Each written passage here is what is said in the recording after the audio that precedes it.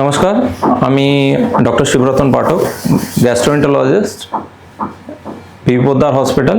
এখানে আমাদের কাছে আফিফুর রহমান বলে একজন পেশেন্ট এসেছিলেন। ওনার খেতে খুব অসুবিধে ছিল, তাতে উনি অনেক দিন ধরে কিন্তু ওয়েট লস করছিলেন, খাবারটা বারবার বমি হয়ে যাচ্ছিল, আর ওনার খুব নিঃশ্বাসে কষ্ট হচ্ছিল। অনেক পরীক্ষা বাইরে উনি করালেন, অনেকগুলো হাসপাতাল ঘুরে ওনার ডায়াগনোসিস হলো অ্যাকালেশিয়া কার্ডিয়া। এতে কি হয়, নিচে আমাদের খাদ্যনলী ওটা এত টাইট হয়ে যায় যে খাওয়াটা নামে না, বরঞ্চ উপরের দিকে এসে বারবার বমি হয়, নিঃশ্বাস নালীতে যায়, আর শ্বাসকষ্ট আর নানা রকমের ওনার অসুবিধে হয়। তাতে কি করা হয়েছে, আগে এই অপারেশনটা পুরো পেট কেটে কিংবা পেটে ফুটো করে বাইরের থেকে করা হতো, তার নাম ছিল হেলাস কার্ডিওমায়োটমি করা হতো। এই পদ্ধতির জায়গা কিন্তু আমরা কোনো কাটাছাড়া বাইরে থেকে না করে ভিতর থেকে এন্ডোস্কোপির সাহায্যে গিয়ে ওই অবস্ট্রাকশনটা কিন্তু সরাতে পেরেছি আর করতে পেরেছি। এই অপারেশনের নাম হচ্ছে পোয়াম, পারওরাল এন্ডোস্কোপিক মায়োটমি।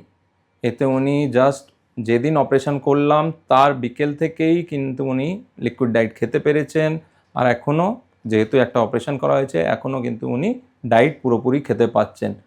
আর এর প্রমাণ আমরা দেখতে পাচ্ছি, যখন আমরা ডাই দিয়ে ওনার টেস্ট করেছিলাম, আপনি দেখতে পারবেন ডাইটা পাস করছে আর উনি অনেকটাই সুস্থ ফিল করছেন। আর within a minimum days stage of like 3 দিন ধরে রেখেই আমরা ওনাকে ডিসচার্জ করতে পারছি।